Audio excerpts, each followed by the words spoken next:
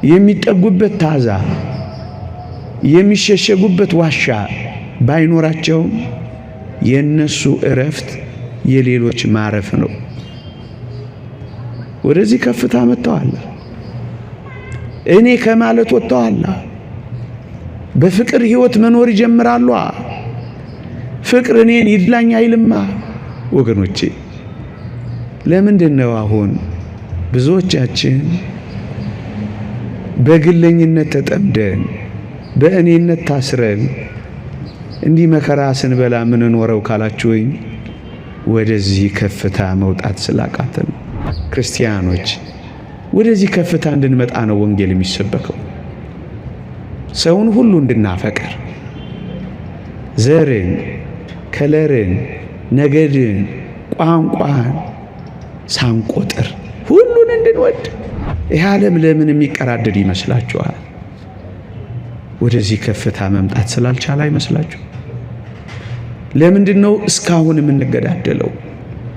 ለምንድነው ዓለም እስካሁን የጦር መሳሪያ ቅነሳ እንዳለው ያልተሳካለት? ለምንድነው እስካሁን ጉልበተኛ ይበዛው? ለምንድነው አፍሪካ በአምባገነኖች የምትዋጠው? ለምንድነው ውድድርና ፉክክር ብቻ የሆነው? ወደዚህ የጥልቀት ከፍታ ውስጥ ስላልመጣ። ራሱ ቅዱስ ጴጥሮስ ከተራራው ከወረደ በኋላ 3 ዳስ ካልሰራውልህ ብሎ እንዳልታገለ 3 ጊዜ ካደ። ታስታውሳላችሁ ወገኖቼ? እዚህ ያመነውን ጌታ እታች ወርደን እንዳንክደው አታውርደን ማለት የሚጠቅመው ለዚህ ነው ወገኖቼ። ብዙዎች ወደ እምነት ከፍታ ከመጣን በኋላ ወደ ክህደት ሜዳ ወርደናል። ከቆረብን በኋላ አፍርሰናል። ወደ አስደናቂ የጋብቻ ሕይወት ከመጣን በኋላ ፈተናል። በምስጋናውና በማህሌቱ ከቆምን በኋላ የተወደዳችሁ ክርስቲያኖች ደግሞ በጭፈራዎችና በናይት ክለቦች ተገኝተናል። እዚያ ካንተ ጋር ልኖር ካልን በኋላ አላውቀውም እስክንል ድረስ ስንወርድ የሚገጥመን ለዚህ ነው። ለዚህ ነው አታውርደን ማለት የሚጠቅመው። ልስራልህ ስራልኝ አይደለም፣ ላርግልህ አርግልኝ አይደለም፣ ልስጥህ አምጣልኝ አይደለም፣ ላንተ የኔ አይደለም። ምን አይነት ጥልቀት! ቃላት መግለጽ አቅቶኝ ማብራራትም ሳልችል ሕይወቱም ስለሌለኝ እንጂ የክርስትና ማዕከላዊ ሕይወት ያለው እዚህ ትምህርት ውስጥ ቤተ ክርስቲያን እንድትቀበለው ያደረገው ይላል አንድ ሊቅ ቅዱስ ጳውሎስን በርናባስ ነው ይላል።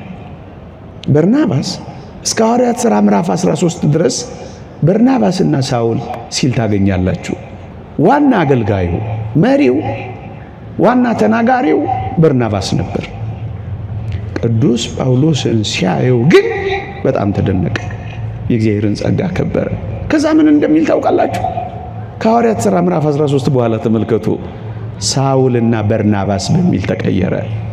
ዋና አገልጋይና ተናጋሪ ያደረገው ጳውሎስን ሳውልን ሆነ።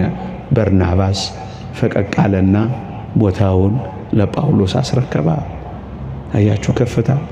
እዚህ ከፍ ያደረጋችሁትን አምላክ እዚያ በአንዳንድ ደካሞች ውስጥ እንደማያውቀው እንዳትሆኑ። ኧረ እኔ አላውቀው ይታይች አንተ ከሱ ጋር ነበርክ እኔ እንዳትሉት፣ እንደማያውቁት እንዳትሆኑ፣ እንዳልቀመሳችሁት፣ እንዳልዘመራችሁለት፣ እንዳላመሰገናችሁት፣ ጣዕሙን እንዳልቀመሳችሁ፣ ሕይወቱን እንዳላያችሁ እንዳትሆኑ። ለዚህ ነው አታውርደኝ የሚባለው። ንጽህናዬን በርኩሰት ምጥል አታድርገኝ፣ ጭምትነቴን በተናጋሪነት አትለውጠኝ። ባክህ ከዚህማ አታውርደኝ። እዚህ የተጋሁትን እዚያ ወርጄ እንቅልፋም አታድርገኝ። እዚህ ሰጪ ሆኜ እዛ ወርጄ ንፉግ አታድርገኝ። እዚህ ሁሉን ወድጄ እዛ መንደር ውስጥ ገብቼ ዘረኛም አታድርገኝ። ሁሉን አፍቃሪ አድርገኝ፣ አታውርደኝ። አሁን ዓለምን አስበልጠናል። ስለዚህ ብዙዎቻችን የክርስቶስን ትእዛዛት ስንሽር ምንም አልመሰለንም። ምክንያቱም ዓለምና በዓለም ያለው ሁሉ በላጭ እንደሆነ አድርገነዋል። እግዚአብሔርን ብናስበልጠውማ ይሄን ሁሉ መከራ የትና እናንሰማ ነበር። እግዚአብሔር ቢበልጥማ በእኛ ልብ ውስጥ እንገዛለት ነበር። ትእዛዙን እናከብር ነበር። በሱ መንገድ እንሄድ ነበር። ምክንያቱም አስበልጠነዋል። አሁን ግን ዓለም በልጣ እሷን ለማግኘት በሷ ኃያል ለመሆን በሷ ብርቱ ለመሆን በሷ ባለጸጋ ለመሆን በሷ ውብ ለመሆን እሷን ለማግኘት እንተናነቃለን ያለነው። የጠገበች ነፍስ የማር ወለላን ትረግጣለች። የተራበች ነፍስ ግን የመረረው ነገር ሁሉ ይጣፍጣታል ይላል። አብዛኞቻችን ሁላችንንም ማለት አይደለም፣ የመረረው ነገር ጣፍጦናል። ለዚህ ነው እንደዚህ ይሆን ያለ ነው። እዚህ ያላችሁትን እንኳን ላይ ጠቅስ ይችላል። የመረረው ክፋት፣ የመረረው መገዳደል፣ የመረረው ስም መጠፋፋት፣ የመረረው ነውር ክብራችን እስከ ለምን ዓለም ገዝፋብናለች። መጪው ዘመን በግድም በውድም በመከራም በድሎትም እንቁ የሆነውን ሃይማኖትን ሊያስጥል መጥቷል። ይህ ግልጽ ደጃችን ደርሷል። ሰፈራችን ገብቷል። እንቁ የሆነውን ሃይማኖታችን እንዳያስክደን፣ እሱን ማመንን እንዳናውዘን፣ እዚህ ዓለም ላይ መቆየት ብዙ ያስፈልጋል ብላችሁ ታስባላችሁ? አንተን ባሸተትኩበት መዓዛህን ባወደኝ በዚህ ሽታ መካከል በቃ ላብቃ፣ እንደ ቆረብኩ ልሙት፣ እንደ ዘመርኩልህ ልሙት፣ እንደ ሰበክኩልህ ልሙት፣ ማህሌት እንደ ቆምኩልህ ልሙት፣ እንዳስቀደስኩልህ ልሙት። እንደዚህ የሚል አይመስላችሁ? አንተን ካገኘው በኋላ ሌላ ምን እጨምርበታለሁ? አልውረድ፣ ውሰድ። ከዚህ በኋላ እንደገና ወደ ዓለም አታስገባኝ፣ አሰናብተኝ፣ ልሙት ልሙት፣ በዚሁ ልሂድ። ወገኖቼ እዚህ ቤት እንዳለን እድሜያችን ቢያልቅ ደስ አይላችሁ? እንደተናገርንለት፣ እንደዘመርንለት፣ በዓል እንዳከበርንለት፣ ጾም እንደጾምንለት፣ ጭምት እንደሆንለት፣ ንጽህናችን እንደጠበቅን፣ ሳንረክስ ሳንተዳደፍ ውሰድ። እመቤታችን ቅድስት ድንግል ማርያምን አሁን አንዳንዶች ጌታን ከወለደች በኋላ ልጆች ወልዳለች ብለው ሲያሟት እንሰማለን። እንደው ለሐሜት ነው ያነሳ ነው። እኛስ በደንብ ገብቶን ነው የምናምነው። ግን እስኪ ልጠይቃችሁ፣ ሙሴ እንኳን ሳይቀር ወደ ቤቱ ካልተመለሰ፣ በምሳሌው እንኳን ከተራራው ወርዶ እንደገና ወደ ኑሮ ካልገባ፣ የተወደደች ቅድስት ድንግል ማርያም ጌታችንን ከወለደች በኋላ እንደገና ወደ ሌላ ህይወት፣ እንደገና ሌላ ልጅ ወደ መውለድ እንደገና ትወርዳለች ብላችሁ ታስባላችሁ? በስመ አብ ወወልድ ወመንፈስ ቅዱስ አሐዱ አምላክ። ይህ ሄላቱብ ነው። በዚህ ኦርቶዶክሳዊ ቻናል መዝሙር የሚጠብቀኝ አይተኛ፣ ስብከት፣ ቤተ ክርስቲያን የምታስተምራቸው 4 ጉባኤያት አሏት። የተለያዩ ክብረ በዓላትን በቀጥታ መከታተል ይችላሉ። ቻናላችንን ሰብስክራይብ በማድረግ አገልግሎቱን ያግዙ። በስመ አብ ወወልድ ወመንፈስ ቅዱስ አሐዱ አምላክ አሜን።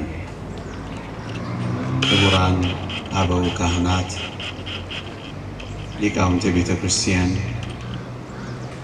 መምህራነ ወንጌል፣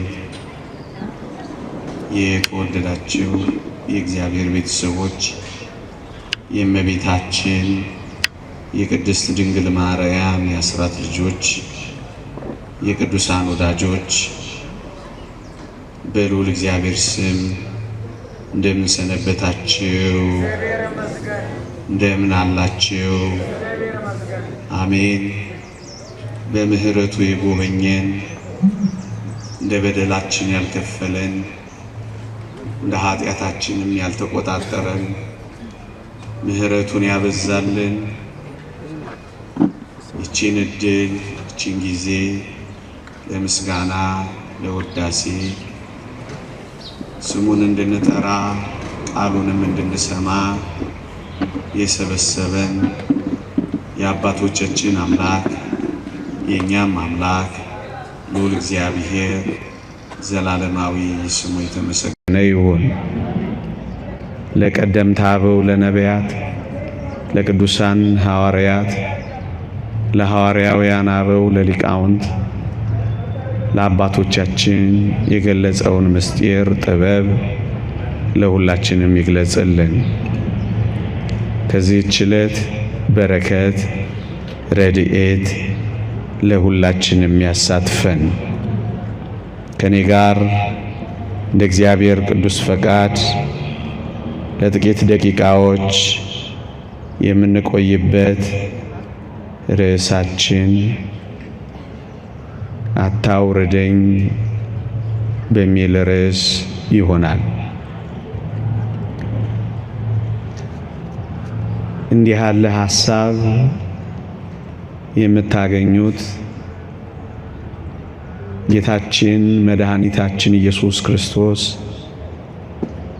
ከደቀ መዛሙርቱ ሦስቱን ይዞ ወደ ደብረ ታቦር በወጣ ጊዜ ነበር። በዚያም አምላክነቱን ገለጸላቸው።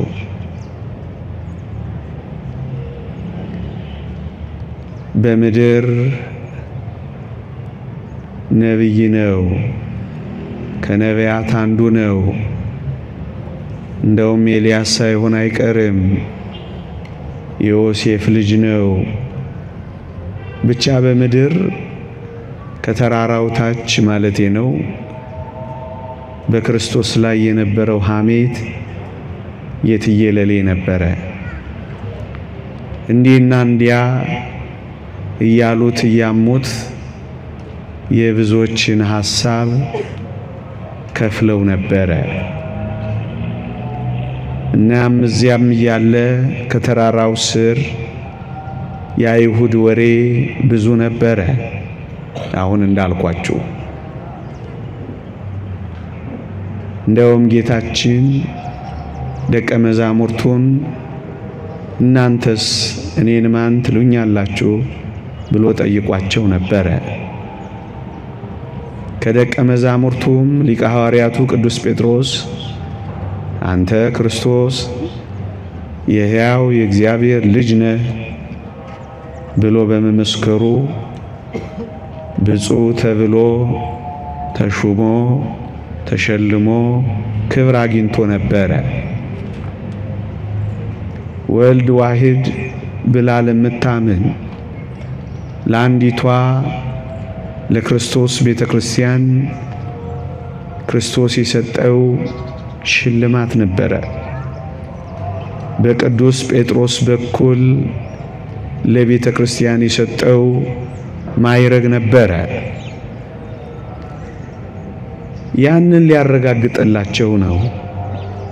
ደግሞም ፈተናውን ሊያርቅላቸው ነው ከፍ ወዳለው ተራራ ይዟቸው የወጣው። በዚያም መልኩ የለበሰው ልብስ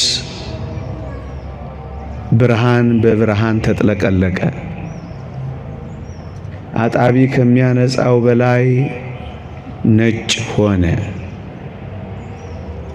በፊቱ መቆም አልቻሉም፣ ወደቁ። ያን ጊዜ ነበር ከሰማይ አንድ ምስጢር የተሰማው። ልክ ነው፣ ይህ የምታዩት በአጭር ቁመት በጠባብ ደረት የተገለጠው እውነት ነው፣ የምወደው ልጄ ነው አላቸው። አይሁድ ያስታውሳሉ፣ በደብረ ሲና ባሪያዬ ሙሴ ሲል ሰምተው ነበር። አሁን ግን ባሪያዬ የሚል ስም አልተሰማም። የምወደው ልጄ የሚል ድምፅ ተሰማ። ስለዚህ አሁን በፊታቸው ያለው ልጅ ነው፣ የባህሪ ልጅ። እንደ ሙሴ በቤቱ ባሪያ የሆነ አይደለም። አሁን ይሄ በፊታቸው ያለው ራሱ ባለቤቱ ነው። እናም ወደዚህ ከፍታን ያመጣቸው እና ወደዚህ ወደማይነገር ምስጢር ነው ያደረሳቸው። እንደውም አንድ ሊቅ ምን ይላል? የዘላለም ሕይወት በዘላለም ሕይወት ውስጥ የምንኖረውን ሕይወት እፍታውን ነው የገለጸላቸው ይላል። ጥቂቱን ነው ያሳያቸው ይላል። በዛች በደብረ ታቦር ታዲያ አብ በደመና ሲመሰክር ጌታችንም እንደዚያ ባስደናቂ ሁኔታ ሲያየው ቅዱስ ጴጥሮስ አንድ ነገር ጮክ ብሎ መሰከረ። በዚህ መሆን ለኛ መልካም ነው አለ። እሱን ቃል ነው ትንሽ ቀየር ያረኩት እኔ። በዚህ እንሁን፣ ከተራራው አታውርደን በሚል ሐሳብ ትንሽ የገለጽኩት። ቅዱስ ጴጥሮስ እንደሱ ያለ ይመስላል። እባክህን ከዚህ ከፍታ አታውርደን፣ እባክህን ከዚህ ልዕልና ዝቅ አታድርገን፣ እባክህን ከዚህ ማዕረግ ወደሚያንስ ሕይወት አታውርደን፣ እባክህን አንተን ካየንባት ከዚህች ቦታ ደግሞ ወደዛ የአይሁድን ግርማና ፍርሃት ወደምናይባት አታውርደን። እንደዚህ ያለ ይመስላል ቅዱስ ጴጥሮስ። በዛው መሆን ፈልጓል። እንደውም ታስታውሱ ከሆነ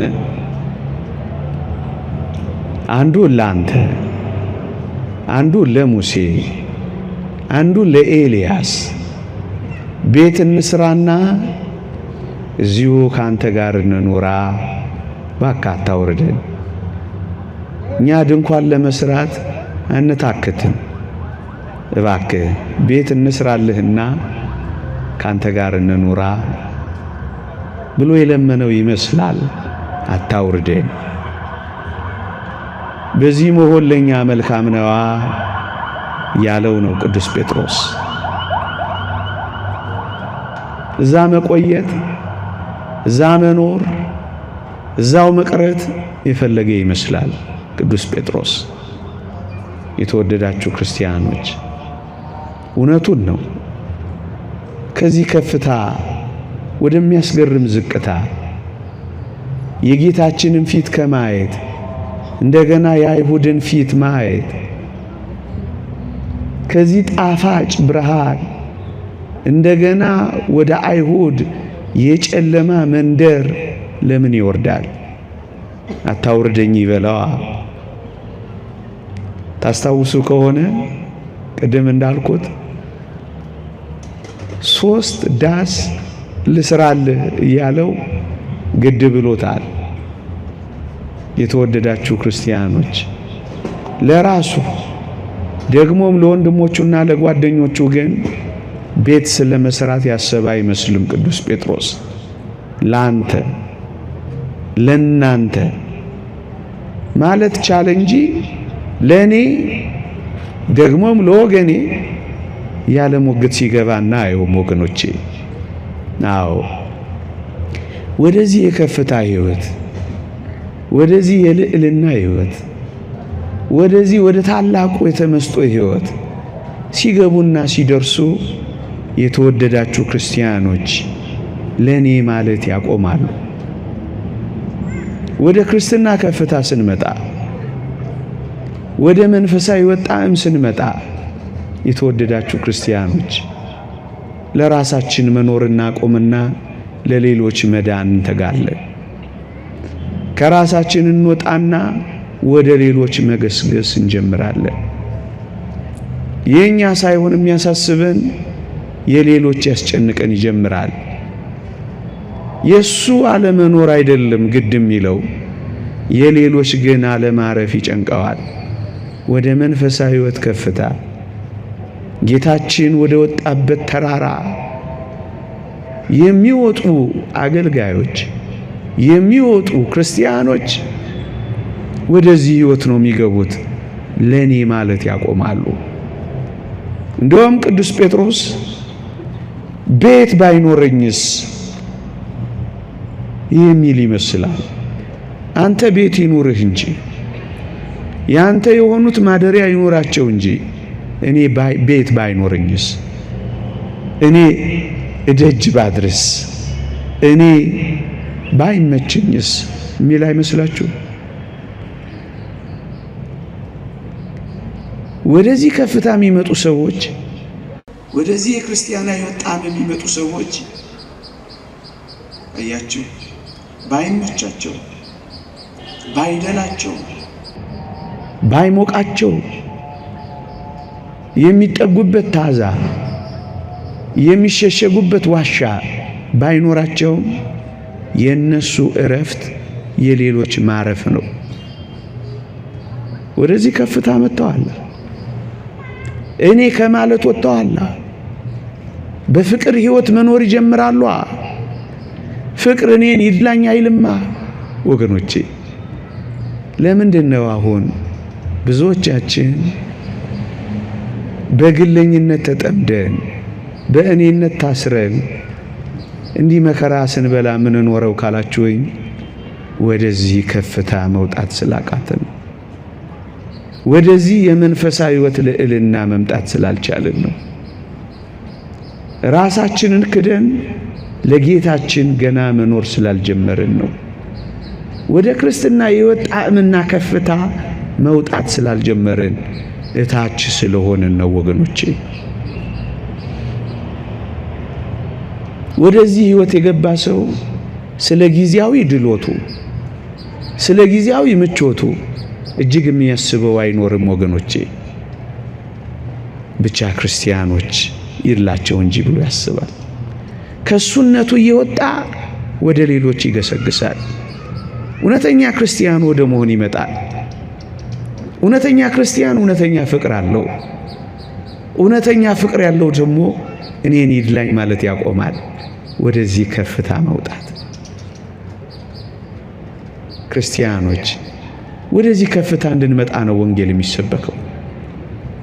ሰውን ሁሉ እንድናፈቅር፣ ዘርን፣ ከለርን፣ ነገድን፣ ቋንቋን ሳንቆጥር ሁሉን እንድንወድ፣ እኔ ማለት እንድናቆም፣ ላንተ ማለት እንድንጀምር ወደዚህ ከፍታ መጥቻለሁ። አታውርደኝ ማለት የሚገባው ይሄኔ ነው ወገኖቼ። እዩት፣ ባይመቸው፣ ደጅ ባይኖር፣ ቢያድርም፣ ቤት ባይኖረው ስለ ሌሎች ግን መትጋት ይጀምራል። የእውነተኛ ክርስቲያን መገለጫው ይሄ ነው ወገኖቼ። እኔ ማለት ያቆማል። የክርስትና ጥልቅ ትምህርት የገባው ሰው በዚህ ህይወት ውስጥ ሰላም ያገኛል። መጽሐፍ ቅዱስ እንዲህ ይላል፣ ባልንጀራ ካንተ ይልቅ እንዲሻል በትህትና ቁጠር ይላል። በክርስቶስ ኢየሱስ ዘንድ የነበረው ይህ ሐሳብ በእናንተ ዘንድ ደግሞ ይሁን። ባልንጀራ ካንተ ይልቅ እንዲሻል በትህትና ቁጠር ይላል። ዓለምን የማሸነፊያዋ የከፍታ ትምህርት የጌታችን ይህች ናት። ባልንጀራ ካንተ ይልቅ እንዲሻል በትህትና ቁጠር። ባልንጀራህን አስበልጥ ወገኖቼ። ይህ ዓለም ለምን የሚቀራደድ ይመስላችኋል? ወደዚህ ከፍታ መምጣት ስላልቻለ አይመስላችሁ? ለምንድነው እስካሁን የምንገዳደለው? ለምንድነው ዓለም እስካሁን የጦር መሳሪያ ቅነሳ እንዳለው ያልተሳካለት? ለምንድነው እስካሁን ጉልበተኛ ይበዛው? ለምንድነው አፍሪካ በአምባገነኖች የምትዋጠው? ለምንድነው ውድድርና ፉክክር ብቻ የሆነው? ወደዚህ የጥልቀት ከፍታ ውስጥ ስላልመጣ። ታች ነው ዓለም ያለው። የትኛው ታች? ሰው በእውነትና በምልአት ነፃ ሊባል የሚችለው ራሱን ከሰው ልጆች ሁሉ ሲያስቀድም ነው ወደሚለው ሴጣናዊ ትምህርት ውስጥ ነን ያለ ነው። ገና እውነተኛ ወደ ሆነው ወደ ጌታችን ትምህርትና ሕይወት ገና ስላልደረስን ነው። እዚህ ሕይወት ውስጥ የደረሱ ሰዎች አይወዳደሩም። እዚህ ህይወት ውስጥ የገቡ ሰዎች አይፎካከሩ። እዚህ ህይወት ውስጥ የገቡ ሰዎች አይለካኩም። እዚህ ህይወት ውስጥ እዚህ ልዕልና ውስጥ የገቡ ሰዎች ለኔ አይሉ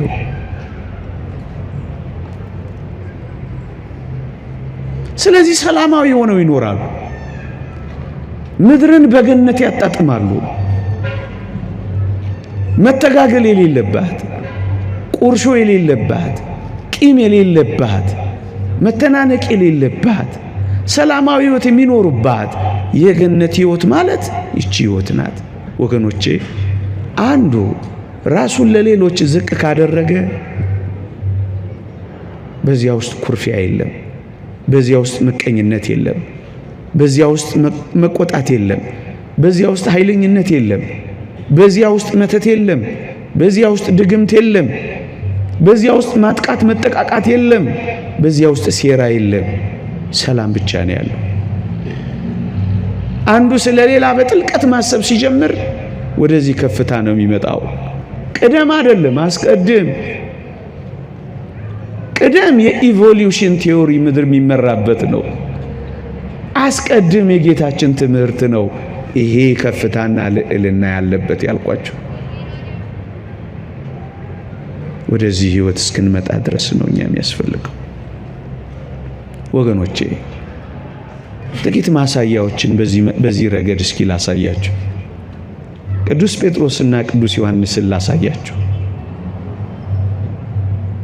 ራሱ ቅዱስ ጴጥሮስ ከተራራው ከወረደ በኋላ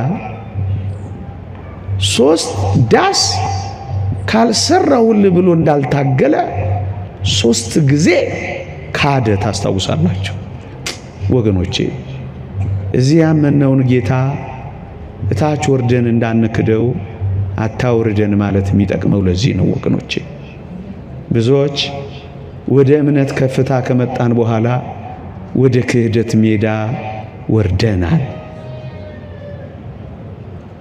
ከቆረብን በኋላ አፍርሰናል። ወደ አስደናቂ የጋብቻ ህይወት ከመጣን በኋላ ፈተናል።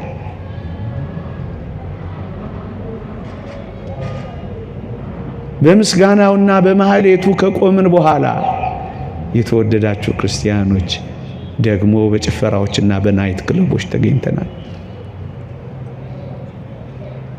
እዚያ ካንተ ጋር ልኖር ካልን በኋላ አላውቀውም እስክንል ድረስ ስንወርድ የሚገጥመን ለዚህ ነው አታውርደን ማለት የሚጠቅመው። አታውርደኝ የሚለው እኮ ለዚህ ነው ምእመናን። እና ቅዱስ ጴጥሮስ እና ቅዱስ ዮሐንስ በንስሐ ከተመለሰ በኋላ ቅዱስ ጴጥሮስ ጌታችን ከሙታን መካከል ከተነሳ በኋላ ወደ መቃብሩ መገስገስ ጀመሩ። ማርያም መግደላዊት ጌታ ተነስቷል ብላቸው ታስታውሳላችሁ። ቅዱስ ዮሐንስ ወጣትም ስለሆነ ፈጣንም ስለሆነ ቀደም እያለ ይሄዳል። ቅዱስ ጴጥሮስ ደግሞ ከኋላ ይሄዳል። እና አንድ መምህር አንድ ሊቅ ምን ይላል? እዩዋቸው፣ እነዚህ ደቀ መዛሙርት የደረሱበትን ከፍታ ተረዷቸው። ቅዱስ ዮሐንስ ቅዱስ ጴጥሮስ ክዶ ስለነበረ የትም ቆይቶ ስለመጣ ቅዱስ ዮሐንስ ቅዱስ ጴጥሮስን አልናቀው።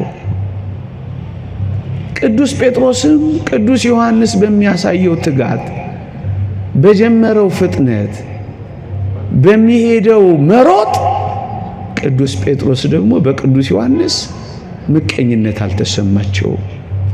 ያኛው አልናቀው ከርሞ የመጣ ነው ብሎ፣ ይሄኛው ደግሞ አልተመቀኘውም። የየድርሻቸውን ብቻ ያቅማቸውን ብቻ ይሰራሉ እንጂ ያለ። አዎ እዚህ ውስጥ ምን ውድድር አለ ወገኖቼ? እዚህ ውስጥ ምን ፉክክር አለ? እዚህ ውስጥ ምን አቅም ማሳየት አለ? እዚህ ውስጥ ምን መለካካት አለ ወገኖቼ? ታያቸው። ወደዚህ ከፍታ የሚመጡ ሰዎች ቅድም እንዳልኳችሁ ውድድር፣ ፉክክር የለም፣ አይታሰብም ወገኖቼ። ስንቶች ተፎካክረን ስንቶች ተለካክተን ስንቶች መደቋቆስ ጀምረን እንዴ እንኳን በውጩ በውስጡ ይሄው በፉክክር አልቀን የለ እኔ ልደመጥ በሚሉ ድምጾች መካከል ብዙዎቻችን አዝነን የለ እኔ ልምራ እኔ አለቃ ልሁን እኔ ገዢ ልሁን በሚባባሉ መካከል ብዙ ሳሮች ተጨፍልቀን የለ እዚህ ጣዕም ውስጥ እዚህ ህይወቱ ሲደርሱ ግን ፉክክር የለም፣ ውድድርም የለም፣ መለካካትም የለም። ድርሻቸውን ብቻ ይወጣሉ። የሚንቅም የሚመቀኝም አይገኝም በዚህ ህይወት ውስጥ ወገኖቼ። አያችሁ ይሄ ከፍታ፣ ኩርፊያ የሌለበት ከፍታ፣ ጥርስ መንከስ የሌለበት ከፍታ፣ አይን ደም መልበስ የሌለበት ከፍታ፣ ቅያሜ የሌለበት ከፍታ፣ ድርሻቸውን ብቻ የሚወጡበት ከፍታ። ይቺ ጥልቀት ያላት መንፈሳዊ ህይወት ናት። ሰው ከፍ ሲል መውደድ፣ እኔ ያለ ማለት፣ የያቅሙን ብቻ ሰው እንዲያደርግ መፍቀድ። እንዴ አንዱ እንደዚህ ይሰራል፣ መልካም ከተሰራለት ከተሳካለት ይስራ።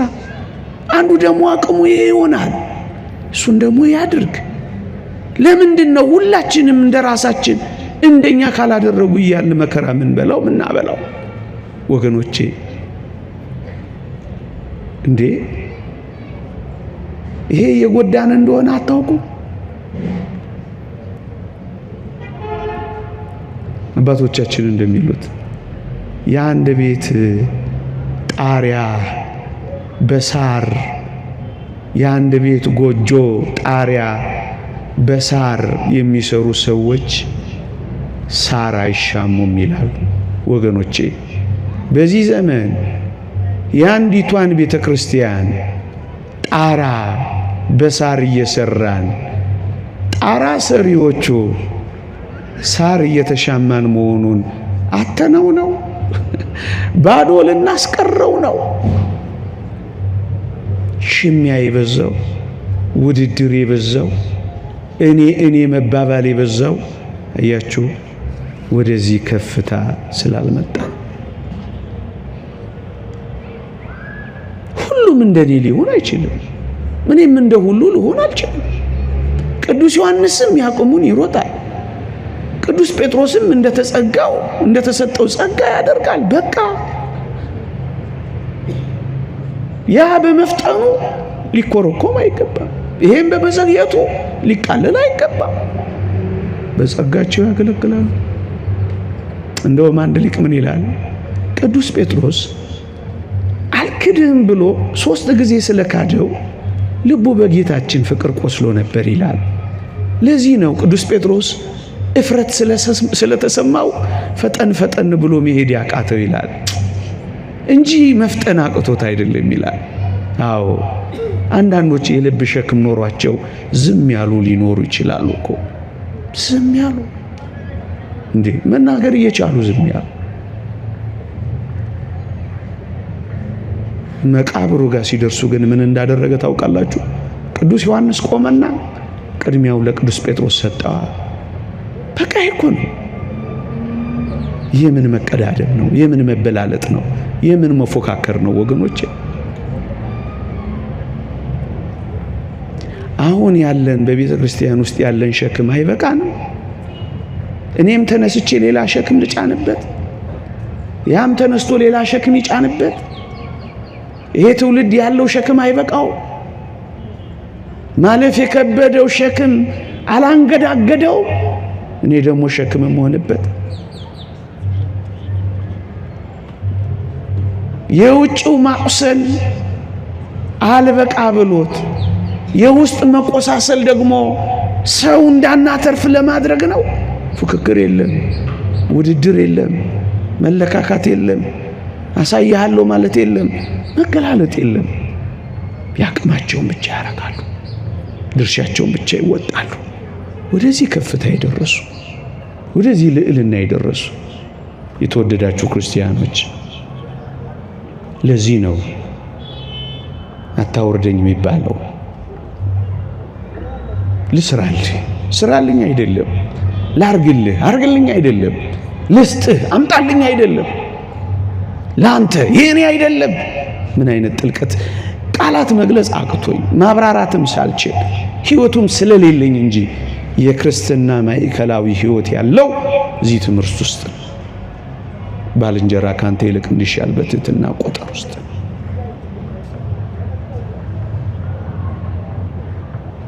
የተወደዳችሁ ክርስቲያኖች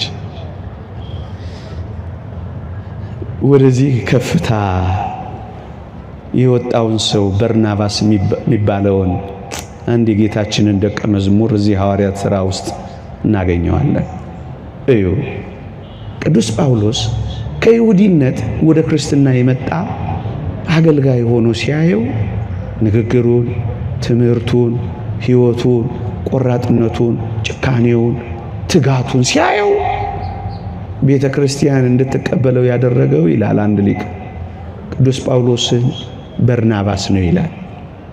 በርናባስ እስከ ሐዋርያት ሥራ ምዕራፍ 13 ድረስ በርናባስና ሳውል ሲል ታገኛላችሁ። ዋና አገልጋዩ፣ መሪው፣ ዋና ተናጋሪው በርናባስ ነበር። ቅዱስ ጳውሎስን ሲያየው ግን በጣም ተደነቀ፣ የእግዚአብሔርን ጸጋ ከበረ። ከዛ ምን እንደሚል ታውቃላችሁ? ከሐዋርያት ሥራ ምዕራፍ 13 በኋላ ተመልከቱ። ሳውልና በርናባስ በሚል ተቀየረ። ዋና አገልጋይና ተናጋሪ ያደረገው ጳውሎስን ሳውልን ሆነ። በርናባስ ፈቀቅ አለና ቦታውን ለጳውሎስ አስረከባ። አያችሁ ከፍታ ወገኖቼ። ስንት ሸክም አለብን በዚህ ዘመን በመተጋገል አንዳችንን እየጣለን ምእመናንን ተከፋፍለን ለመውሰድ የየግል ለማድረግ መከራ መንበላ ወገኖቼ። የግድኛ እኮ መሰማት የለም። ምን የሚሰማ ነገር አለ? ምን የሚደመጥ ነገር አለ? እዩት፣ ቦታውን ለቀቀለት። ሂድ አገልግል አለው። እንደሱ ነው እኮ እዚህ ከፍታ ላይ ሲደርስ እኔ ማለት ይቆማል ያልኳቸው እኮ ለዚህ ነው። ለሚገባው ሰው ቦታውን ይለቃል። የተሻለ ሰው ሲመጣ ፈቀቅ ይላል። አበቃ። እዚህ ልዕልና ላይ ሲደርሱ እንደሱ ነው የሚሆኑት። እነሱ ያቆሙና ሌሎች ይቀጥላሉ። አይታገሉ፣ እኔ አይባባሉ፣ አይፎካከሩ፣ አይለካኩ፣ ዝነኛ ለመሆን መከራ ይበሉ። የሚችሉትን ብቻ ያደርጋሉ። ስለ ምእመናን ድህነት ነፍስ ብቻ ይጨነቃሉ። ስለ ታላቋ ቤተ ክርስቲያን ይህን ዘመን ተሻግራ ስለ ማለፏ ብቻ ያስባሉ። በላጭ ለመሆን አይታገሉ። ከተቻለ ለመረሳት ያስባሉ። ያያችሁ ወደዚህ ከፍታ ሲደርሱ እንደዚህ ነው የሚሆኑት። መጣላት ሁሉ አይችሉም። እነዛን አባቶች ሰምታችሁ የለ በገዳማቸው አንደኛው መነኩሴ አንደኛው ምን ብሎ ይጠይቀዋል አሉ። አረ ለመሆኑ በዓለም ያለ ሰው ለምንድን ነው የሚጣላው? እንዴት ነው የሚጣላው ብሎ ጠየቀዋሉ። አንደኛው ምን ብሎ መለሳሉ? ይህን እስከ ዛሬ አታውቅም? እረ አላውቅም። በልን ያሳይሃለሁ። እንዴት ታሳየኛለህ? በደንብ ነው ማሳየህ። ዝቅ ሲል ጠያቂው ዳዊት ይዘዋል። ዳዊቱን ተቀበለውና ይሄ ዳዊት ያንተ ነው አይደል? አዎ። በልሄን ዳዊት ወስድብሃለሁ። እሺ። ነገ ማለዳ ለኪዳን ስንገናኝ ያንተን ዳዊት ይዤ እመጣለሁ። እሺ። ያኔ ዳዊቱን ታይና ይሄ ዳዊት እኮ የኔ ነው ትላለህ አለው። እኔም ቆጣ ብዬ ያንተ አይደለም የኔ ነው እላለሁ በስጨት ብዬ። ከዚያ እኔ ከተበሳጨሁት በላይ አንተም ተበሳጭና የኔ ነው ትልና ታንቀኛለህ። ያን ጊዜ ዓለም እንዴት እንደሚጣላ በተግባር ሳያለሁ ይለዋል። ተቀጣጠሩላችሁ። ምን ሊያረጉ ሊጣሉ።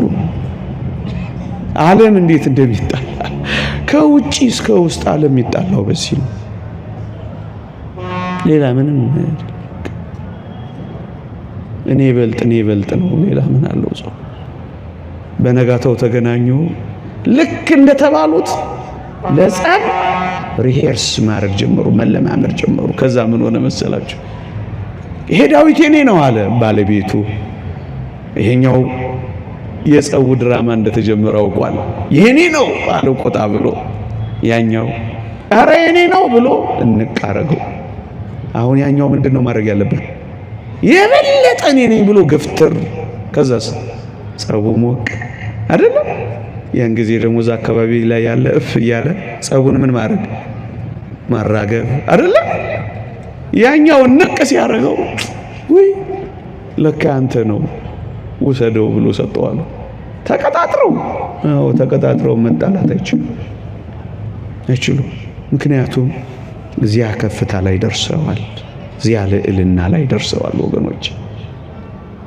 ታዲያ ከዚህ ልዕልና አልወርድም እኮ ነው ለአንተ ለሙሴም ለኤልያስም እየሰራው ልኑር እንጂ እኔ ምን ቤት ነኝ? ባይመቸኝም ባይደላኝም ቤት ባይኖረኝም ደጅ ባድርም ድንጋይ ብንተራስም ድንኳን ባይኖረኝም ከዚህ ግን አታውርደኝ ያለ ይመስላል ወገኖቼ። ከዚያ ከወረደ በኋላ የገጠመውን ነገርኳችሁ አይደል? 3 ዳስ ልስራለ ብሎ የተጋደለው 3 ጊዜ ነው የካደው። ሲወርዱ እንደዚህ ነው ወገኖቼ። አታውርደን እንበለው በዚህ ዘመን። እንዴት አይነት አታውርደን ታስታውሳላችሁ? በዚያ በደብረ ታቦር አብሬ ካንተ ጋር ካልኖርኩ ተብሎ ተለምኗል ጌታችን። ከሱ ጋር እንዲኖሩ ለምነውታል ሐዋርያት 3ቱ ደቀ መዛሙርት። አብሬ ልኖር በዚህ መሆን ለኔ መልካም ነው ብሎ ጮሆ ነበር። ታስታውሳላችሁ? በጌቴ ሴማኒ ግን እባካችሁ አብራችሁኝ ከኔ ጋር ትጉ ብሎ የለመናቸው ጌታችን ነበረ። አዎ ከዚህ ልዕልና ከወረድን እንደ ጥንቱ መለመንና ቆምና እግዚአብሔር እኛን የሚፈልገንና የሚለምነን ይሆናል። እባካችሁ አታውርደኝ ማለት የሚገባው ለዚህ ነው።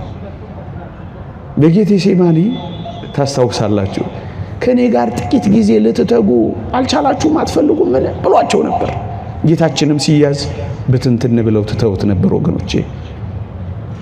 እዚያ በደብረ ታቦር አብሬ ልኖር፣ ታች በጌቴ ሴማኒ ግን አላውቅህም ብሎ መካድ። በቀያፋ ግቢ እምትዩን አላውቀውም የሚል ይመስላል። አሁን እዚህ ልኑር ያለ ሰው ወዳጆቼ፣ ከዚህ ቤት ከወጣችሁ፣ ከዚህ ልዕልና ህይወት ከተለያችሁ ይሄ ፈተና ነው የሚገጥመን። ለዚህ ነው አታውርደን የምንለው። ቀያፋ ቤት ያለው ፈተና፣ እዚያ ግቢ ውስጥ ያለው መጠራጠር፣ እዚያ ውርጅብኝ ውስጥ ያለው ፍርሃት አምላካችንን አላውቀውም እንዳስብለን ጌታ ሆይ አታውርደን። በዚያ በጌቴ ሴማኒ ብቻህን እንዳልተውህ እንደማላውቅህ እንዳልቆጠር ዘምሬ እንደማያውቅ ሰው እንዳልዘፍን አታውርደኝ። አመስግኜ እንዚያ እንደ ቀያፋ ግቢ መራራ የሆነ መከራ ሲገጥመኝ እንዳላማረረ ከዚህ የምስጋና ከፍታ አታውርደኝ ማለቱ እንደሱ ነው። አታውርደኝ። እዚያ ተራራው ላይ ደብረ ታቦር ታስታውሳላችሁ? ሐዋርያት ነበር የወደቁት። በዚያ በጌቴ ሴማኒ ግን የወደቁት ሐዋርያት አልነበረም። ሐዋርያት ተኝተው ክርስቶስ ግን ደጋግሞ ሲወድቅ ነበር ወገኖቼ። በዚያ የወደቃችሁለትን አምላክ ታች ደግሞ እንዳትጥሉት። ለዚህ ነው አታውርደኝ ማለት የሚያስፈልገው ወገኖቼ። እዚህ ጠብር ግፍ እያላችሁ ትሰግዱለታላችሁ። እዚህ ጉልበታችሁን እያማታችሁ ትንበረከኩለታላችሁ። እዚህ በጭምትነት ታመልኩታላችሁ።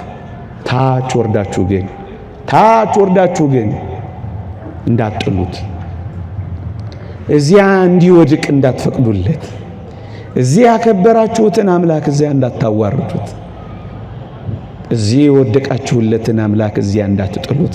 አታውርደኝ ማለት እኮ የሚያስፈልገው ለዚህ ነው።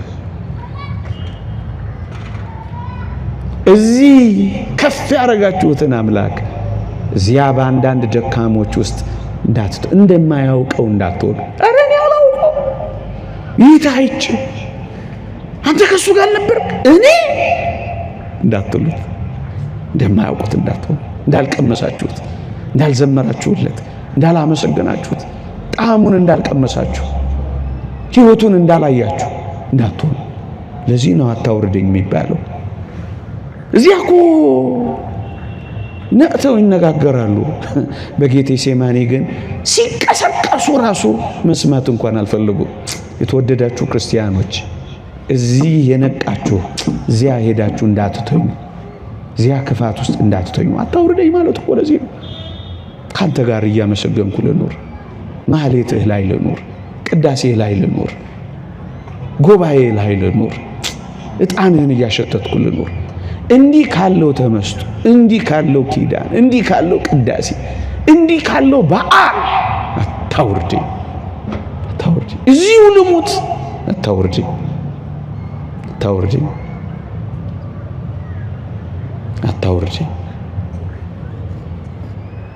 በመልካሙ ጊዜ እንደ ደብረ ታቦር ባለው ገጽህ ልብስህ አንጸባራቂ ነጭ በምትሆንበት ጊዜ አጅቤህ ከብቤህ በዚያ በቀራንዮ ግን የደም ጎርፍ ስትጎርፍ ላብ ሲያልብ በጌቴሴማኒ እንዳልክድህ ባካታውርደኝ ሲመቸኝ አምልኬህ ሳይመቸኝ ጠንቋይ ቤት ሄጄ እንዳልክድህ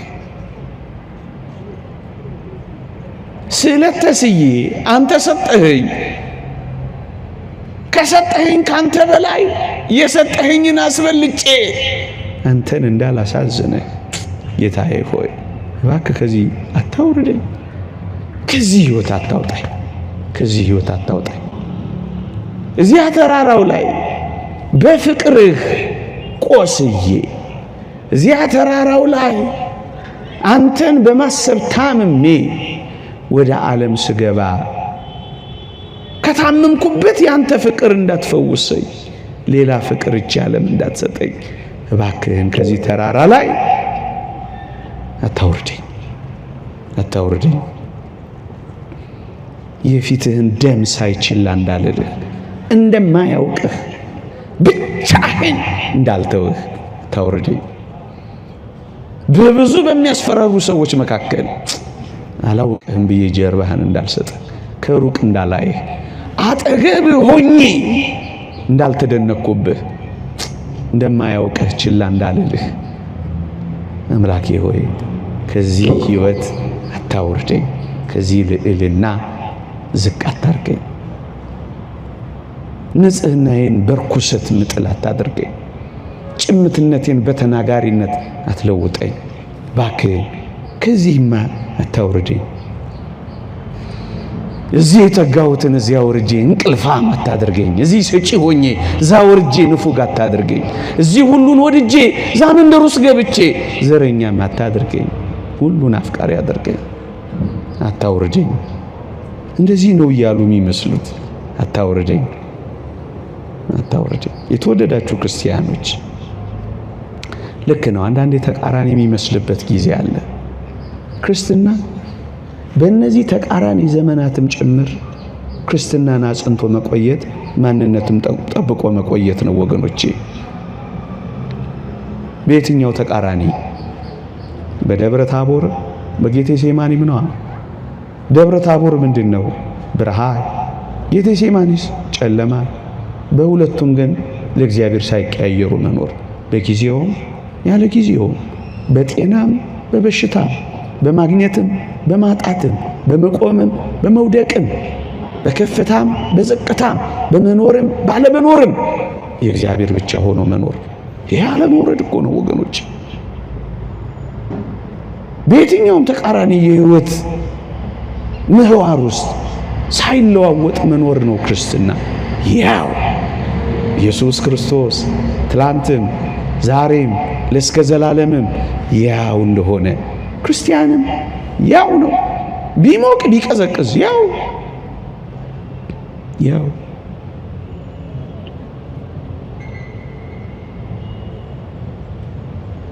በመልካም ጊዜ ብቻ ሳይሆን በክፉ ጊዜ ያው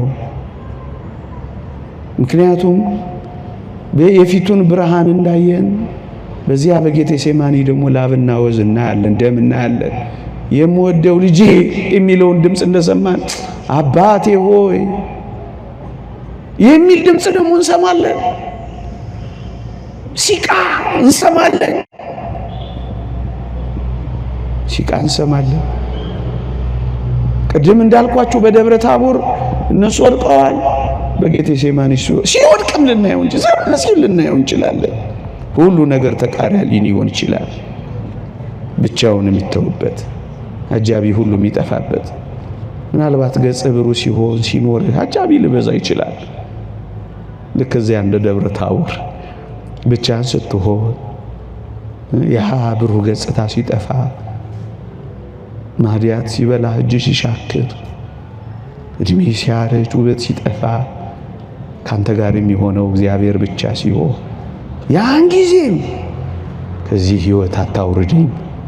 የተወደዳችሁ ክርስቲያኖች ወደዚህ አሁን ቅድም ወደ አልኳችሁ ከፍታ የሚወጡ ሰዎች ዓለም ታንስባቸዋለች።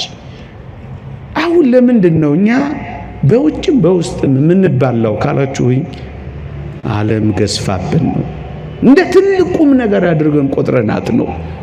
ለዚህ ነው ዓለም የምታንስባቸው ሰዎች ወይም የመንፈሳዊው ልዕልናና ጣዕም የእግዚአብሔርን ፍቅር የዘላለማዊ ቤት ሕይወት በትክክል የተረዱ ያመኑ ሳያገኟት እንዳገኟት አድርገው የቀመሷት ያጣጣሟት ዓለምን ይንቃሉ፣ በዓለም ያለውን ይተዋሉ። አሞኒዮስ አውሳቢዮስ እንደተናገሩት ለቅዱሳን ያላቸው ጥሪት አንድ ነው፣ እሱም ኢየሱስ ክርስቶስ ነው ብለው እንደተናገሩት ዓለምን ይተዋሉ። ወደዚህ ከፍታ ሲመጡ ዓለም ታንስባቸዋለች። ለዚህ ነው አታውርደኝ የሚለው። አሁን ዓለምን አስበልጠናል። ስለዚህ ብዙዎቻችን የክርስቶስን ትእዛዛት ስንሽር ምንም አልመሰለንም። ምክንያቱም ዓለምና በዓለም ያለው ሁሉ በላጭ እንደሆነ አድርገነዋል። እግዚአብሔርን ብናስበልጠውማ ይሄን ሁሉ መከራ የትና እናንሰማ ነበር። እግዚአብሔር ቢበልጥማ በእኛ ልብ ውስጥ እንገዛለት ነበር፣ ትእዛዙን እናከብር ነበር፣ በእሱ መንገድ እንሄድ ነበር። ምክንያቱም አስበልጠነዋል። አሁን ግን ዓለም በልጣ እሷን ለማግኘት በእሷ ኃያል ለመሆን በእሷ ብርቱ ለመሆን በእሷ ባለጸጋ ለመሆን በእሷ ውብ ለመሆን እሷን ለማግኘት እንተናነቃለን ያለ ነው። ላይ ሆነው የሚመለከቱ ወገኖቼ በብዙ ከፍታ በአውሮፕላን ውስጥ ስትበሩ ዓለምን እቺን ምድር እኮ ደቃቅ ሆና እኮ ነው የምታዩት። እንደውም አንዳንዴ የሌለች ነው የምትመስለው። በ28,000 ከፍታ ላይ ስትበሩ እንደሱ ነው። በመንፈሳዊ ወደዚህ ከፍታ ስትመጡ ደቃቅ ሆና ነው የምታዩት። እዚህ ግቢ የምትባል አትመስልም። ወደዚህ አይነት ከፍታ መምጣት ከዛ ዓለምን ትንቃታለህ፣ ትኖርባታለህ፣ ግን አትኖርላትም፣ አትሞትላትም። በዓለም ውስጥ ትኖራለህ፣ ዓለም ግን በአንተ ልብ ውስጥ አትኖር።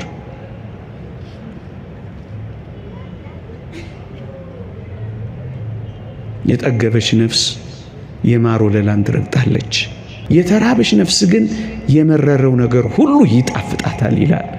አብዛኞቻችን ሁላችንንም ማለት አይደለም፣ የመረረው ነገር ጣፍጦናል። ለዚህ ነው እንደዚህ ይሆን ያለ ነው።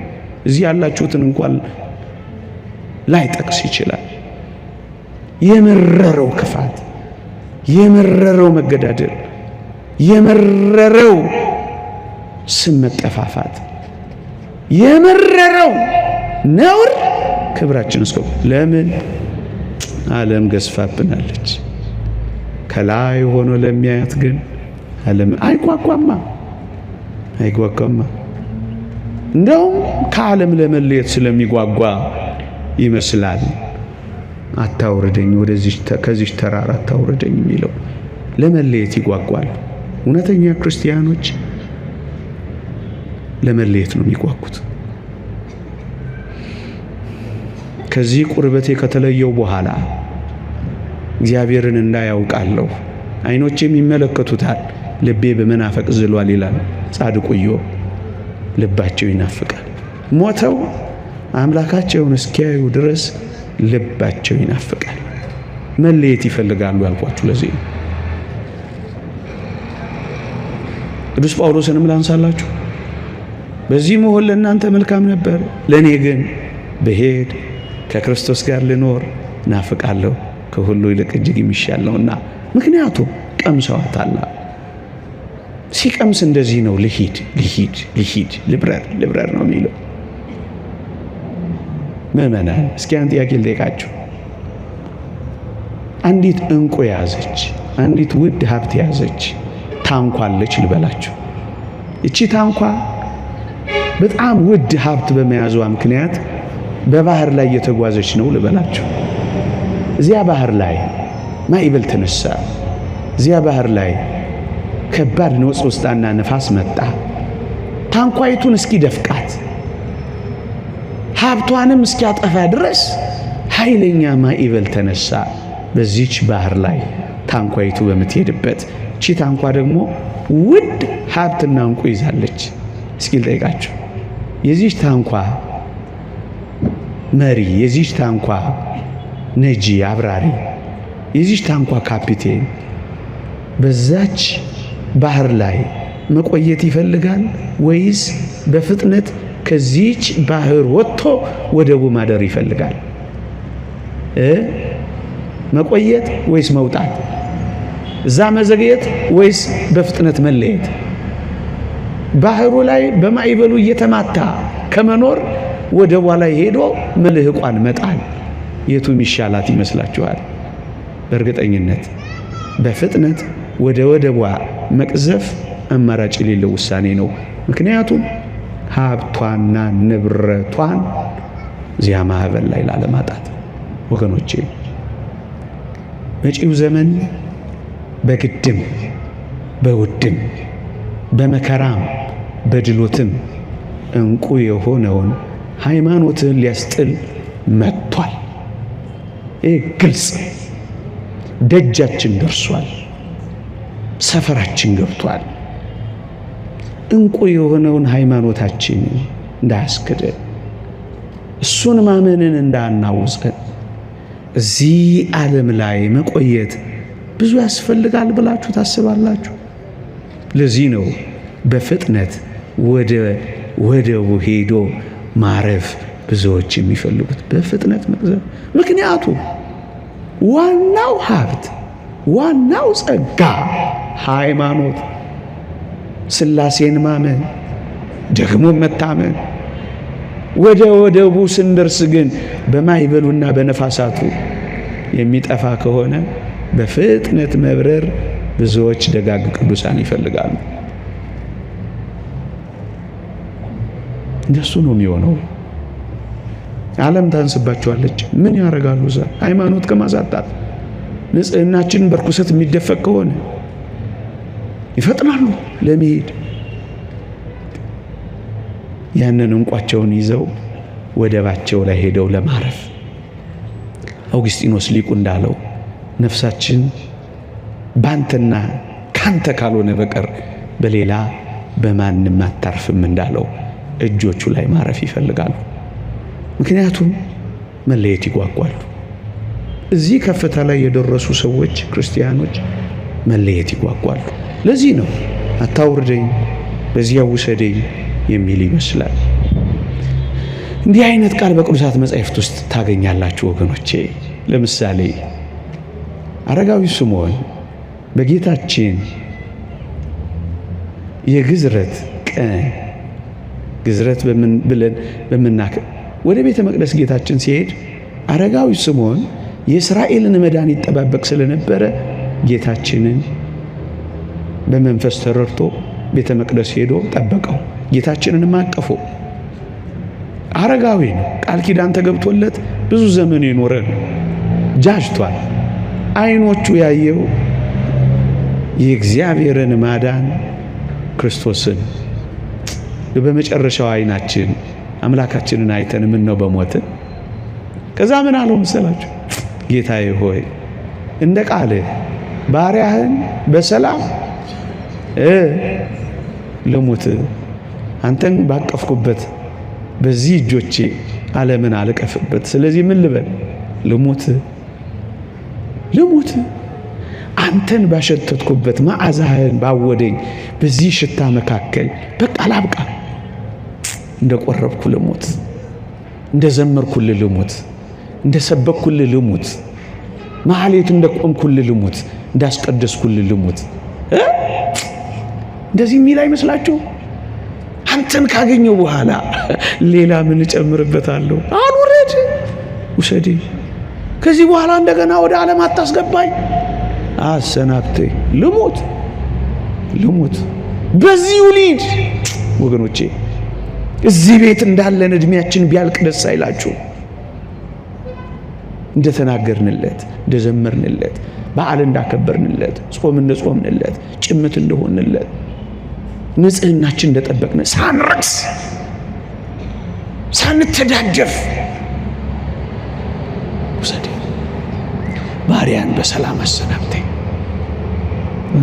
እዚሁ እንዳለን በቃ እዚሁ እንዳለን እሱ እንዴት ይወርዳል? አሁን ከዚህ እንዴት ታወርደኛለህ? አታወርደኝ እኮ ነው የሚለው። በቃ አንተን አግኝቻለሁ አታወርደኝ። ምን ትፈልጋላችሁ? እንዴት ዛደች? ምን የቀረባችሁ ነገር ያለ ይመስላችኋል? ቅምጥልነት ነው። ቅምጥልነት ነፍስን ትጎዳለች። ተድላ ደስታ ጥጋብ ነው። ከመንግስተ ሰማያት ታስቀራለች፣ ታዘናጋለች። ምን ቀረብን ብላችሁ ነው ክርስቶስን ካገኛችሁ በኋላ እንደገና ወደ ዓለም የምትሄዱት? አታውርደኝ ማለት ይሄኔ ነው ወገኖቼ። እሱን ካዩ ከቀመሱ በኋላ ብዙዎቹ ቅዱሳን የሚመለሱ እንዳይመስሏችሁ። በዛው እኛንን ገባ ወጣ ማለት የለመድነው፣ እኛንን መጣቀረት ማለት የጀመርነው፣ እኛንን በከፊል ክርስትናን የምንኖረው፣ እኛንን አስመሳዮች በቀሚሱ ውስጥ በነጠላ ውስጥ በስብከት ውስጥ በመዝሙር ውስጥ አስመሳዮች ይመስልነው፣ በቆብ ውስጥ በአስኬማ ውስጥ አስመሳይ ይመስልነው እንጂ ዋናዎቹ ከጀመሩ አይመለሱም። ሙሴን ላስታውሳችሁ ወይስ ቅዱስ ዮሐንስ መጥምቅን ላስታውሳችሁ? ሙሴ ሐመልማል ከነበልባል፣ ሐመልማሉ ነበልባሉን ሳያጠፋው፣ ነበልባሉ ሐመልማሉን ሳያቃጥለው በዚያ በደብረ ሲና ካየ በኋላ ሊቃውንት እንደሚነግሩን ወደ ቤቱ አልተመለሰም ይላል። ወደ ትዳሩ አልተመለሰም። ወዴት? በዛው እንዴ ቆርቦ የምን ወዲህ ማለት ነው። በዛው መመነን ነው እንጂ መመነን ስላችሁ ስርዓት መያዝም ማለት ደግሞ ቁርባን መመነን ያስከትላል ብላችሁ እንዳትረጉሙብኝ። በዚያው አግብቶ ሌላ መጨመር ምንድነው? በዚያው በአንድ ሌላ ማምጣት ምንድነው? በዚያው ነው ሄደው አልተመለሰም። ይሄን ምስጢር ካየ በኋላ ለምን ይወርዳል? ቅዱስ ጴጥሮስም እንደዚህ ያለ ይመስላል። አታውርደኝ። ለምን ይወርዳል? ለምን ይሄዳል? ለምን ትሄዳላችሁ? የት አዳራሽ ነው የምትሄዱት? ይሄን ከመሰለ መቅደስ ወጣችሁ ሌላ አዳራሽ ይሄን የመሰለ ቅዳሴ የት ታገኛላችሁ? ዓለም ላይ ብትፈልጉ እንኳን አይደለም ራሱን ተመሳሳዩን አታገኙ። ሃይ ኮፒው በቻይና ይሰራል። የመንፈስ ቅዱስ የት ትወርዳላችሁ? ከዚህ ጨዋነት፣ ከዚህ ጭምትነት፣ ከዚህ ትህትና፣ ከዚህ ራስን መካድ፣ ከዚህ ዝቅታ ይዝቅታ የማን እንዴት እንመለሳለን? እመቤታችን ቅድስት ድንግል ማርያምን አሁን አንዳንዶች ጌታን ከወለደች በኋላ ልጆች ወልዳለች ብለው ሲያሟት እንሰማለን። እንደው ለሐሜት ነው ያነሳ ነው። እኛስ በደንብ ገብቶን ነው የምናምነው። ግን እስኪ ልጠይቃችሁ፣ ሙሴ እንኳን ሳይቀር ወደ ቤቱ ካልተመለሰ፣ በምሳሌው እንኳን ከተራራው ወርዶ እንደገና ወደ ኑሮ ካልገባ፣ የተወደደች ቅድስት ድንግል ማርያም ጌታችንን ከወለደች በኋላ እንደገና ወደ ሌላ ህይወት፣ እንደገና ሌላ ልጅ ወደ መውለድ እንደገና ትወርዳለች ብላችሁ ታስባላችሁ ወገኖቼ? እንዴት ያለ ድፍረት በአንዳንዶች ዘንድ ይስተጋባል መሰላችሁ? ለዚህ እኮ ነው በዛው የቀጠለችው ዘላለማዊት ድንግል የሆነችው በአስደናቂ ልዕልናና ህይወት። ማን ጫፏ ሊነካት ይችላል? ማን? እንዴ ተጠብቃ መኖር ወደዛው ወዛው ነው ትሄዱ እንኳን አይደለም እሷ ይህን ምስጢር ያዩ እነ ሙሴ ደግሞ በአዲስ ኪዳን መጥምቀ መለኮት ቅዱስ ዮሐንስ ሕፃን ጸንሳ አምላኳን ተሸክማ ወደ ቤቱ ስትሄድ አገኛት በማይጸን ሆኖ ዘለለ አስደናቂውን ማህሌት ቆመ ልጇንም እሷንም አከበረ ከዛስ አልኖረም ይላሉ ሊቃውንት ወዴት ሄደ ወደ በረሃ ወገኖች ክርስትና እኮ እንደዚህ ወደ ጭምትነት ወደ ዝም ሲገባን ስናውቀው ጮክ ብሎ ማውራት ሁሉ እንዴት መሳደብ ይቻላል ሰው እንዴት ወንድምን ማመናጨቅ እንኳን ይቻላል እንኳን መጥላት እንኳን መስደብ እንኳን ደካማ ጎንን ማጉላት ማውጣት አይቻልም በሰው አይመለሱም ያልኳችሁ እኮ ለዚህ ነው ነገር ይልደምደመው ይጨርሰው በላይ ሲወጡ ምናልባት ሰምታችሁ ከሆነ በላይ ሲወጡ ወደ ከፍታ ሲመጡ በተለይ በእናባቶቻችን ናባ መቃሪዎስ ሕይወት ያየነው ፀሐይ ትኑር አትኑር እስከማያውቁ ድረስ ይሆናሉ ባስደናቂ ብርሃናዊ ሕይወቱ ስለሚመላለሱ ምን ብለው ይጠይቃሉ አሉ አንዳንዶች እንግዶችን ሲያገኙ ፀሐይ እንደ በፊቱ እንደወትሮ አለች ብለው ይጠይቃሉ አሉ በፀሐይ ውስጥ እየኖሩ ፀሐይ መኖሯን እንኳን አያውቁ ከነሱ አስደናቂ ፀሐይ ውስጥ ነው የሚኖሩት ባስደናቂ ብርሃን ውስጥ ማንም ሊቀርበው በማይችለው ብርሃን ውስጥ ስለሚመላለሱ ፀሐይ ትኑር አትኑር እነሱ ምናቸውም አይደለም ምናችንም አይሆንም ምናችንም አይደለም ያለም ሀብቷ ምናችንም አይደለም ውበቷ ማማለሏ ከፍታ ውስጥ የገቡ አታውርደኝ ብለው የሚጮፉ ሴት ይሁኑ ወንድ ይሁኑ መለየት ሁሉ እስከማይችሉ ድረስ ወደዚህ ከፍታ ይወጣሉ ታዲያ ወደዚህ ከፍታ ከወጡ በኋላ አይወርዱ በፍጹም አይወርዱ ለዚህ ነው እኛም አታውርደን ማለት የሚያስፈልገው እስኪ አንተ ጥያቄ ልጠይቃችሁ አሁን በገነት ያሉ በዚያ ባጸደ ነፍስ የሚኖሩ ቅዱሳንን ንጹሃንን እስኪ አንተ ጥያቄ ልጠይቃችሁ አሁን እኔና እናንተ ተፈቅዶልን ኑ ወረዱና ከኛ ጋር ኑሩ ብንላቸው ይመጡ ይመስሏችኋል አልሰማችሁኝ ይወርዳሉ ይመጣሉ ነፍሳችሁ እንኳን አትነግራችሁ አይመጡ ምን ልናረግ ነው የምንወርደው እናንተ ነው እንጂ የሚሉ አይመስላችሁ አይመጡ አሁን እኛ እዚህ መቁረጥ ነው የምንፈልገው አይገርማችሁም አይመጡም እነሱ እና ወረድ ብትሉት አይመጡ አይወርዱ ይልቅኛ ወደ ከፍታው መውጣት እንጀምር እና ወረድ ቢባሉ አይወርዱም አንድ እውነተኛ ታሪክ በአባቶች መጽሐፍ ያገኘሁትን ነግሬያችሁ ላብቃ ልጁ የመነኮሳትን የጸጥተኝነት ህይወት የጭምትነት ህይወት የተጋድሎ ህይወት በክርስቶስ ፍቅር እየተቃጠሉ የመኖር ህይወት ምድረ በዳውን ቅድስተ ቅዱሳን አድርጎ የመዘመር ህይወት አየና በጣም የባለ ጸጋ ልጅ ነው በጣም አንደኛ የሆነ የዛ ሀገር የባለ ጸጋ ልጅ ነው ከአባቱ በልጽግና ይልቅ የነዚህን ሰዎች የሥነ ምግባር ብልጽግና አየና በህይወታቸው ተመስጦ ከነሱ ጋር ገዳም ገባ ከጥቂት ዓመታት በኋላ ባለጸጋ አባቱ ሞተና ለዚህ ወጣኒ መነኩሴ ጀማሪ መናኝ መልእክት ተላከበት ምንም ባለጸጋው አባት ሞቷልና ናና ሀብቱን ውረስ ብለው ላኩበታል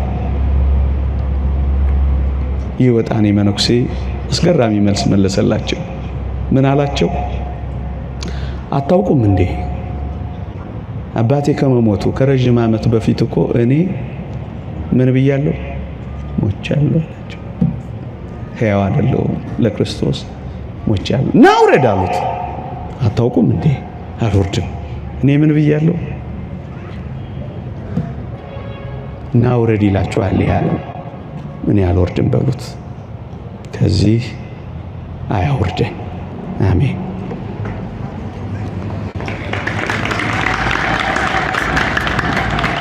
ይህ ሄላቱብ ነው። በዚህ ኦርቶዶክሳዊ ቻናል መዝሙር የሚጠብቀኝ አይተኛ ስብከት ቤተክርስቲያን የምታስተምራቸው 4 ጉባኤያት አሏት። የተለያዩ ክብረ በዓላትን በቀጥታ መከታተል ይችላሉ። ቻናላችንን ሰብስክራይብ በማድረግ አገልግሎቱን ያግዙ።